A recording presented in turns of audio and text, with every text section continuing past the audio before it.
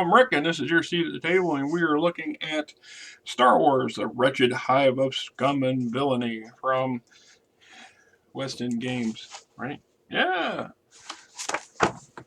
This is another one of my, I don't want to say all-time favorites, but I enjoy this kind of stuff because it really kind of gives you some additional flavor and flair for your game campaigns.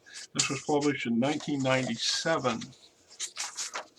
Introduction.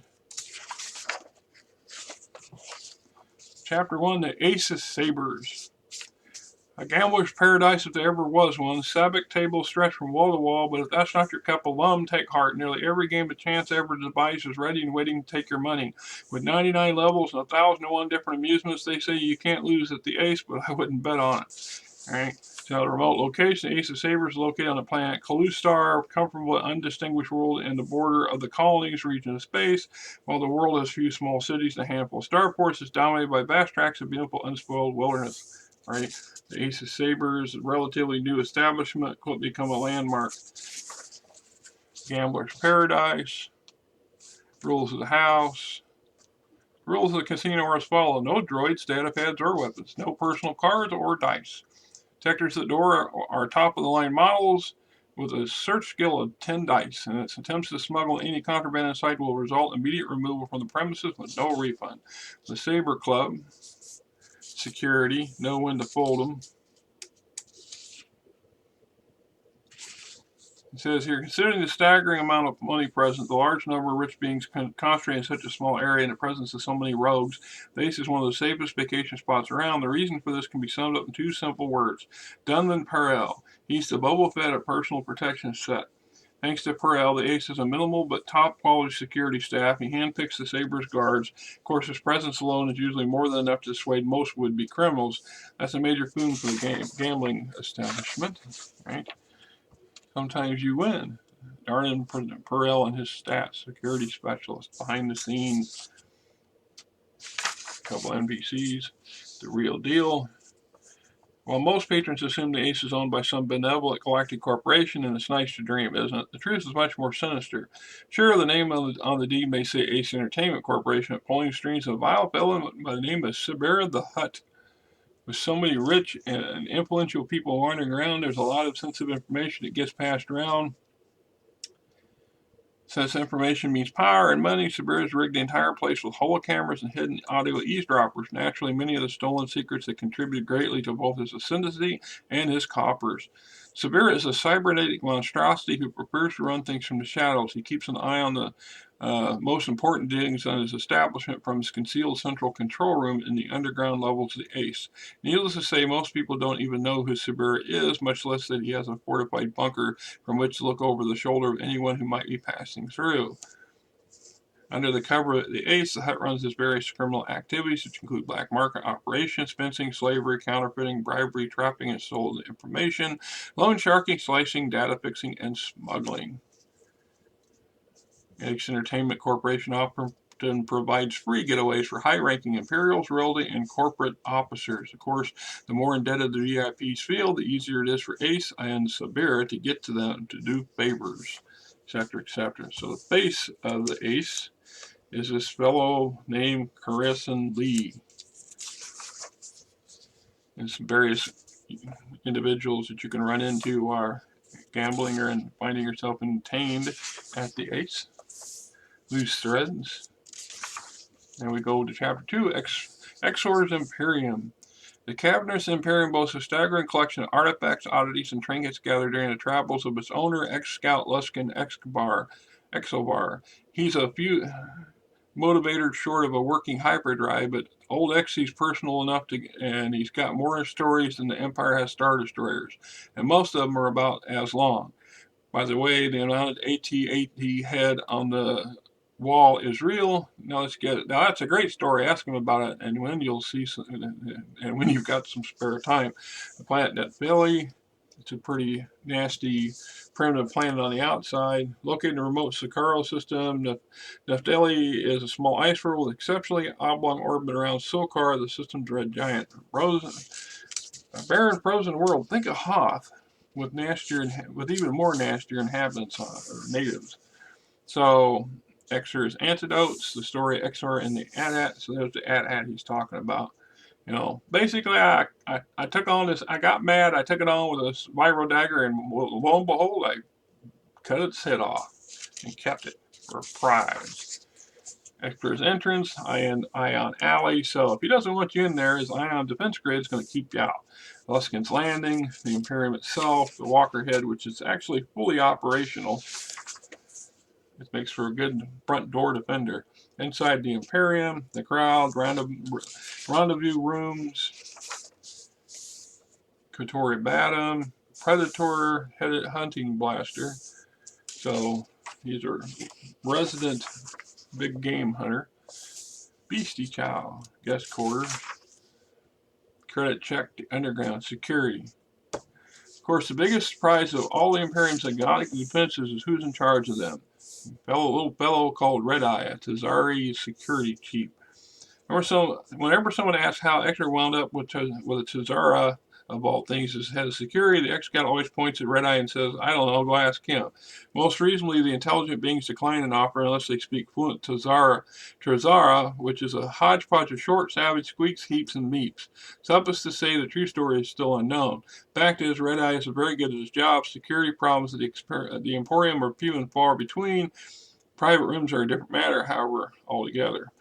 There are always those who will scoff at the idea of hardened galactic ruffians being put in their place by a little reptilian creature barely over a meter tall, but after witnessing Red Eye do something like single-handedly ejecting a pair of unruly Gamorreans from the premises with only a stun baton and sheer force of will, more than one skeptic has become a believer. Not only can Terzah scrap the best of them, but he can also snuff out trouble, but he also got a nice backup of a couple of assassin droids, these fine fellows here, Intax and Botax. When you got that kind of firepower to back you up, yeah. Loose threads, imperial entanglements, uneven exchange. Chapter 3, the Broken Tusk. In my opinion, the Broken Tusk is the sole reason that the word bow was invented. Pay attention, gentle beings. This is not a place you take the family. If, for some unknown reason, you do manage to find yourself at the Tusk's dirty doorstep, here's some advice. Sure, secure your credit chips, keep your blaster within easy reach, and hope the force is with you. And don't even think about setting a limb on the Tusk dual arena unless you don't mind parting with said limb. If you ever use the word squeamish to describe yourself, stay away from the Tusk. Russ's 8 once a dream world, but it's evolved into a nightmare located in the Portmox sector of the Outer Rim territories. Rus used to be a lush forested world, blah, blah, double trouble. Some beings are in the opinion that if you've seen one Gamorrean, you've pretty much seen all of them. And while every alien population has distinct traits among its kind, there can always exceptions rule. In this case, Gorge and Grill. Gorge and Grill, right?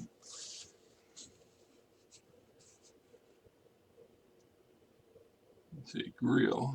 Gorge stands over 2 meters tall, and a stick frame wrapped around solid muscle puts his weight at over 150 kilos. Gorge cuts an imposing figure, which is why he's easily slipped into the role of bouncer at the Tusk. Battle-scarred Gamorrean has made more than one would-be troublemaker think twice about it with a simple echoing growl. And his brother, Grill. If George is a bit unusual for Gamorrean, then Grill is utterly extraordinary. Most obvious example of this oddity is his appearance, where George is abnormally large, Grill is quite undersized in both height and weight. Compared to most other Gamorreans, Grill could be considerably called svelte. Now, if it weren't a difference enough, Grill much prefers fine clothing and top galactic designers to the standard garb of fur and leather armor favored by others of his species. Grill certainly enjoys the finer things in life, and more important than his extravagant, sometimes gaudy wardrobe.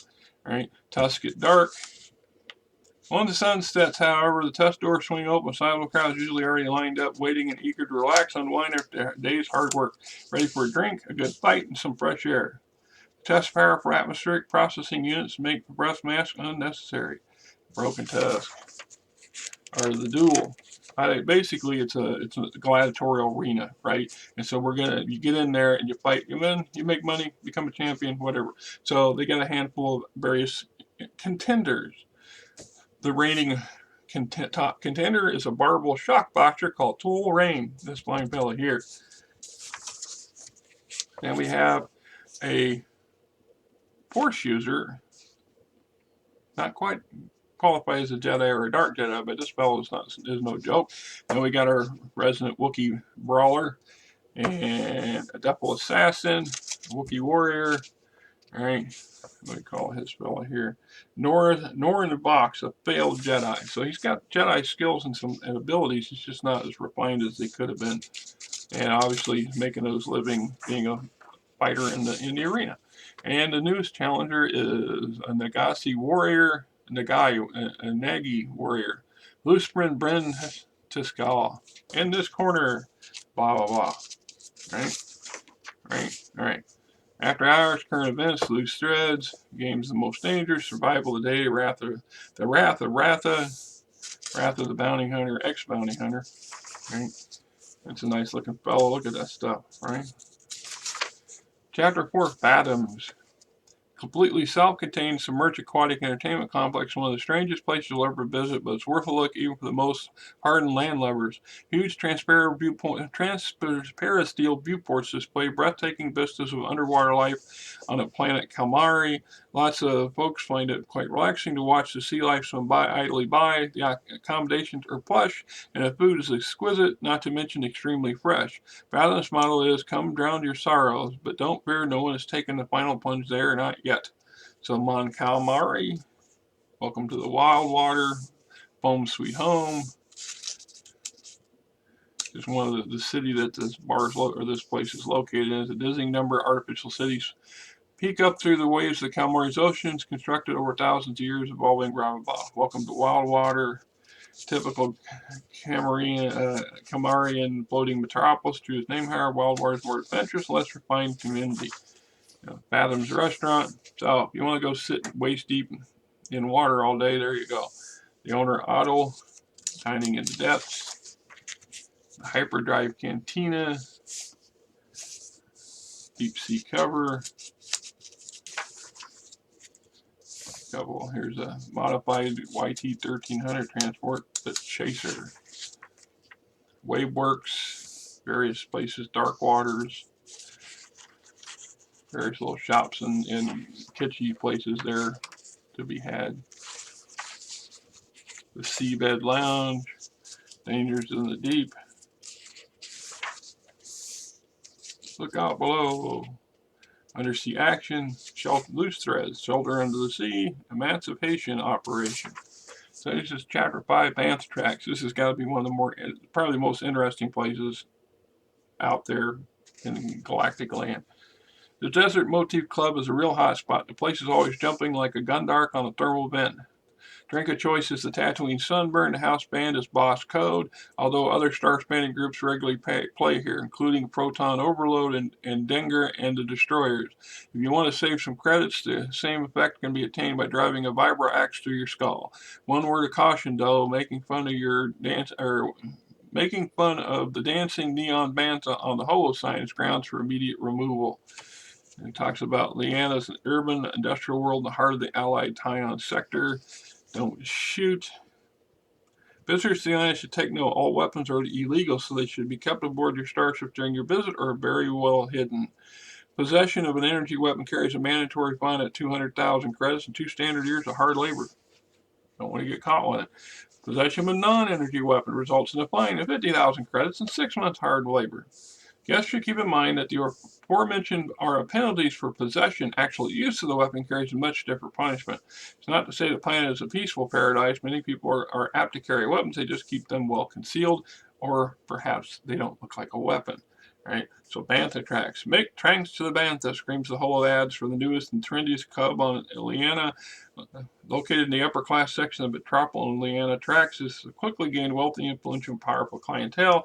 Large 3-story previously house, blah blah, blah blah. So Yin Vakta, an Anmoid businessman and information broker. Some information: never see a Bantha dance? Well, you get to visit the Bantha Traxx under the stylized silver lettering, glowing footprints. Bantha Traxx, get it? The club's holo sign is a large animated creature. It moves in time with the pounding melodies and emulate from the club. Sign is big, bright, and sure isn't going to win any good taste awards, but people sure like it. Into the desert, Bantha Beach. So the place is hot and kind of humid. Well, I guess maybe not him. Desert motif style after he invoked his beloved Tatooine. The startlingly authentic color scheme features varying shades of brown, yellow, orange, and red. Spot lumas blast the crowd like miniature suns. Thermal vents radiate blasts of cool, dry air without a trace of humidity. Holographic images of desert wastelands play on the wall, etc., etc. Buy yourself a bunch of stuffed banthas.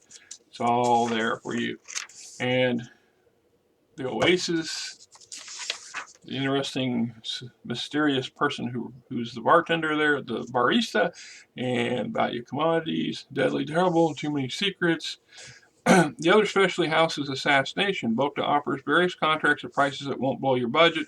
Corporate, political, social contracts are all viable. Costs are determined by case-by-case basis. There's absolutely no information on the cyborg human's history, but widely believed that Bokta wipe out all records of existence. In this person, however, is a few things about become readily apparent about Helen Trice. He's brutal, remorseless, physical force who would rather go through a wall than go around it. He will stop at nothing to annihilate his prey. In the past, he's been known to engage in firefights with space transport, speeders, and even light armored vehicles and win. He is almost a perfect physical specimen with muscular build. It's a maze of flesh and plasteel. His cyborg eye grows bright violet, while their pupil is dark. He's ill-mannered, violent, and cruel, and entices the complete antithesis of his partner Rakaza. While the Gan is quiet and stealthy and cunning, Tice is loud, obvious, and not overly bright despite his enhancements. And in addition to these two yahoos providing security, we got another one here, which is what I like about it, right? It's a pack of Jawas. Bantha Traxx relatively safe, especially compared to similar establishments. Whenever there's a mixture of regular spirits and species, disaster is never too far away, always on the careful sort. Bokta is ready for anything. Since Helen Tice and her Kaza is pretty good, deterrent troublemakers aren't always around. The Omen has hired a rather unique private security team that fits right in with the motif of the club. Jawas. That's right, Jawas. And believe it or not, they actually get the job done. They are garbed in black leather robes. They are neatly folded and sharply creased. Each one is licensed to carry a stun pistol and stun baton, although most have a viral knife or two tucked away somewhere. They are intelligent, ferocious little fighters who can quickly maneuver through crowds and swarm larger opponents. Bantha Traxx currently employs 8 of these tiny terrors, including their leader, Jik Tal. The enforcers are not to be trifled with. They were trained and drilled by the famous Rhodian mercenary Nachek, who owed Bokta a favor. Nice little package of yahoos. Loose threads, cloak and dagger, bantha fodder, bodyguard. Brings us to the pits. The pits are aptly named. Not only is a swoop racer bar, but it's a dirty, dark, and sunk into the ground. If you can't tell a land speeder from a Star Destroyer, this isn't your kind of place. The crowd is obnoxious, dangerous, and fearless. While most disagreements are settled on the pit's race course, fights do have a tendency to flare up within starting fury. The minor arguments can quickly escalate into massive brawls, especially between rival gangs. If you don't believe me, just take a quick count of all the blast marks on the wall. Stead, on a planet named Sten 6. In many ways, the typical world, just another cog in the wheel of the Galactic Empire. Blah. Inside the scoop, the hive. Why walk when you can fly? Conan's 2 chits. There are 2 distinct ways to enter the pits. Fly in via the hive, walk in via the door. Choice you make will have a definite effect on how you're viewed by the clientele and management too. Fly in, deserving at least a modicum of respect. Walking in, bantha droppings. The motto of swoop lovers everywhere has been taken to heart, and the pits were built. The main entrance to the canteen is actually on the roof of the building. So this is the hive, a place to park your stuff. Hive control, no droids. This means you, Goldenrod. They don't want droids there. In the pits. Whatever entrance you choose, make use of. You enter the pits on the upper level. You see the first floor where all the good stuff happens actually underground. Top level of the pits is more like a museum than a bar. Stasis field and holo archives display a storied history of the repulsor-lift vehicle in entertaining fashion. Models and full-scale replicas, as well as a few originals, line the walls and ceiling, giving the air aficionado a glimpse of the annals of their blah, blah, blah. So, birds of prey, Black Raptor, the current reigning champion of the pits. Pit stops. Kudos compound, place to get your stuff fixed and tweaked and worked on. Raptor run, security. Ego's never short supply at the pits, and the crowd is a competitive bunch to say the least. Fights have been known to erupt during any sort of contest, blah, blah. course, there's also one other really good reason not to cause trouble in the bar, and that's Chug. Chug, the regella is a species of loners individuals, very large, imposing humanoids. Chug has a mottled gray skin and dark blue lips, eyelids, and hair. A speeder racer for Team Nakanda in his younger days, the rig suffered a bad crash, and as Nakanda puts it, left Chug a few gems short of a working lightsaber. While the Regatta's retained, however, is an extreme sense of loyalty to Nakada, who nursed him back to help after the incident.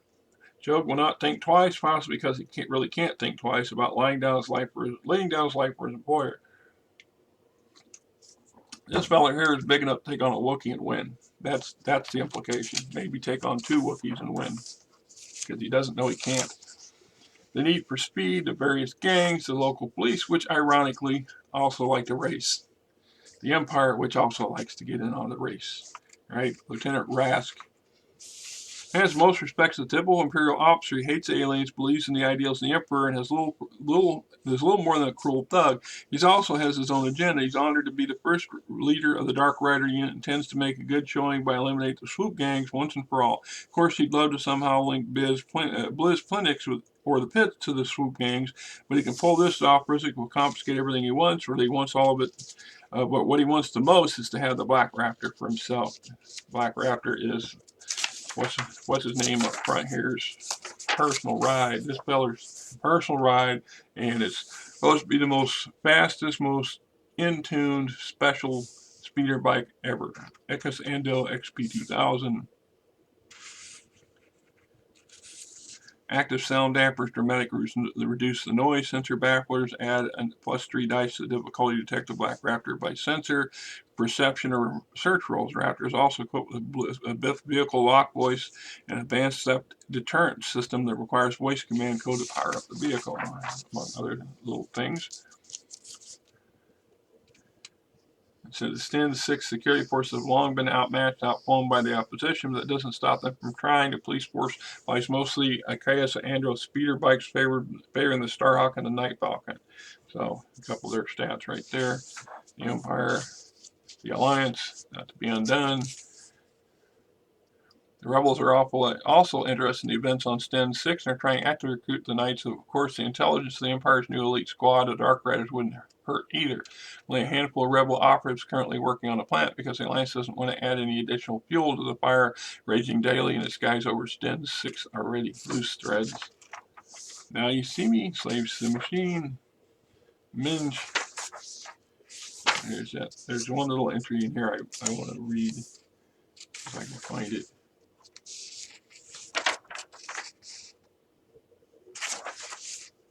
Raptor Run. This winding, twisting, life-threatening race course is used to be an Imperial ODTA, or Ordnance Detonation Test Area. Phoenix was able to buy the land for 1,000 credits below market value, for thousands of credits below market value. Most developers wouldn't have much use for hundreds of square kilometers filled with craters, slag buildings, mazes of jagged paths, twisting and turning through the unyielding cliffs and serpentine valleys. However, to a swoop racer, it's paradise. Aptly named for Pink's speeder bike, the deadly course truly preys on those who dare to challenge it. Rumors abound that the course has cut short the careers of over 1,000 racers. The lucky ones get stuffed into back to Pinks. As you might expect, Bliss Penix holds the record for the quickest run on the 85-kilometer long course, 5 minutes, 9 seconds. His achievement has yet to even be threatened, much less challenged. Those who dare brave the mortal hazards of the Raptor Run are rewarded for merely finishing the course in under 20 minutes. Anyone who beats the time limit earns 1,000 credits and a free drink. Beware, though, only 3 beings have ever claimed the prize. Penix, an accomplished stunt racer named Les Estra, and some punk kid from Tatooine. Give you 2 seconds to guess, 2 guesses to figure out who that was. You know, it's not that it is, just implode. Chapter 7, the Glow Dome. Boasting over 1 million separate lights, glowing dark drinks, and illuminated dancers, mood-altering sense lights, the dome is just what it promises to be, the right center of the galaxy. Automatic polarized lenses are a must for any alien with visual receptors. Oh, and don't worry about finding a place. You can see it 5 kilometers away. Anything inside the dome could be holographic, and often is. One of the few realities is a lovely co-owner, Corinna de Adarsha. She's got a wicked sense of humor, though, so be careful. The last guy that got Corinna upset left with a beautiful near-human, and it turned out to be a Gamorrean when they stepped outside. Of course, the last guy that upset her partner and her twin sister, Candor, and was never heard from again. Yeah, gives you an idea who you're dealing with. The twin sisters, the owners of the place. The glow dome. Did a star just float over there, or is that just the glow dome? All right. Various entities and things that you can find, some interesting stuff. Bright lights and dark hearts. Amid all the beauty of the dome, there is a beastly danger lurking. It's all the more deadly because it's so well camouflaged. 3 of the evils are outlined below, but there are many more lurking about, hiding where one least expect. As the great Mon Cal philosopher Kamar Tamarn often says, nothing is more dangerous than that which does not seem to be so. The Hunter's Gambit. On the Belliker accidentally is one of the most dangerous bounty hunters in the sector. Often frequents the glow dome. Bounty hunter fella. And his nullifier energy diffusion armor. Imperial interest. The Empire's not too happy with the research, the underground whole industry, and resulting increase of rebel activity. Imperial officers perpetrating to crack down on the illegal business, with the spies bearable torch once again doing the honors. The glow dome has been implicated as one of the possible distribution sources for the holos. The torch has been dispatched to one of his right-hand henchmen to covertly check the situation. That man is nefarious ISB investigative specialist Ta Ross. This fella. Don't want to run against him. He'll muck you up and be happy to do so. And there's Zacchaeus. Who goes there? Something evil stalks the glow dome, feeding on the minds of its victims. No one is safe from its hunger. This mysterious devourer could be hiding inside anyone, including an ally. The Defran, or is a term derived from the Sith word for devourer, are nightmarish creatures born in the dark side of the Force. They are parasitic beings whose natural forms are crackling spheres of abundant energy, provide a substance for devouring the thoughts and experience and the very essence of a being. When they are done feeding, they leave the empty shell of a being behind as they search for a new host to sate their hunger. Different or solitary beings, always remaining separate from others of their kind. Very few people in the galaxy ever heard of these creatures, and the variant are believed to be ancient evils that once served the Sith. It's unknown how many of these creatures still exist, but they are extremely rare. So something's in there and doing stuff. And it could be you that it attaches itself to next, and then you got to deal with all that goes with it. So the current host that Zekis is occupying happens to be Candandra Adash. She has no idea that she is being fed upon and blames the fatigue caused by her draining lack of sleep and too much partying. Candor suffers from blackouts brought about by the memory wipes of Zekis. Since the hosting took place rather recently, she has not lost too many of her skills or attributes yet. So here's your chance to save one of the sisters and gain their undying gratitude. Secrets of the Dome, security, loose threads. It's all an illusion. Dr. Lytos Ertl. Dr. Ertl developed a prototype for a personal holographic projector. The projector is a small device that can completely alter the owner's appearance. Many parties would be very interested in possessing it, including the Empire, the Alliance, a variety of third-party groups, including Malakar and Chas Res. However, Dr. Ertl is not going to want to part with it without payoff of several million credits. The whole place is just riddled with holo projections and holo devices. It's basically part of its theme, right? Chapter 6, The Falling Star Saloon. Falling Star Saloon is located on Gateway Space Station, which orbits the lifeless planetary at Tendashol 3. In its glory days, the station served as a bustling Imperial transfer post, a gateway to the Outer Rim and beyond. After the Imperials withdrew and abandoned the station, Gateway became a haven for aliens, smugglers, privateer, pirates, and other cast-offs of the perfect Imperial society. In recent years, under the direction of slick businessman Talandro Starlight, who rents the station from the Empire, Gateway has evolved into a Starlight Station. Profitable free trading post at the heart of the station is the Falling Star Saloon, where beings from every species imaginable can escape from the bustle for a few hours. Don't get the wrong idea, it's still business before pleasure, and as Talandro always says, he who hesitates disintegrates. So basically an old relay station, or services station turned trading post. And I've used this place on several occasions for campaigns to meet up with potential whatevers and or to just kind of bebop in and bebop out just to get a taste of the flavor of the place, because I kind of like it. Who's in charge here? Talandro Starlight. Imperial interests. Gateway may have once been an important Imperial facility, blah, blah, blah. You got Lieutenant Astral Fun and some handful of her messed up stormtroopers called the Imperial 105th, or the Emperor's Irregulars. 105th Stormtrooper platoon is regularly unique to say the least. 105th composed of individuals have been described as various times with words like loopy, shell shock, and blaster brain. They aren't the best, they certainly aren't the brightest, and they do possess one thing that's kept them from being demoted to cooks: blind, unswerving loyalty. They are tough and resourceful with the tenacity of looting lockjaws. Not your average stormtroopers. I've had a couple players get shocked when they found that these guys actually can hit their targets. And are not beyond dropping the blaster and coming in with their fists. Commander Razak Mara, the leader of the group of the Irregulars, Falling Star Saloon, Talandro's Trading Post, the Graveyard, Lenari, Tramp Freighter Captain, her ship, the Starbound Misfit, Sizzle, your run-of-the-mill repair guy who pretty much can fix anything for a price. Secrets of the Station. There are lots of sections of the station that are basically abandoned, shut down, and things have moved into some of these corners. You know, it's a big place that doesn't get utilized to its fullest extent, and with all that can run into, right? So, last is the appendix for Cantina Creation, a 10-step guide to Cantina Creation. The locale, the structure, the owner, the theme, the amenities, the prices, security, crowd, famous faces, and illegal activities. And then we have a cantina encounter chart if you really need something like that to pop up. And this here is a bigger couple layouts for these ships that you can utilize for, and I've never pulled them out, but you can see they're starting to come out on their own. But they're great for miniatures. And if you ever look back far enough in my videos and stuff, I've got a series.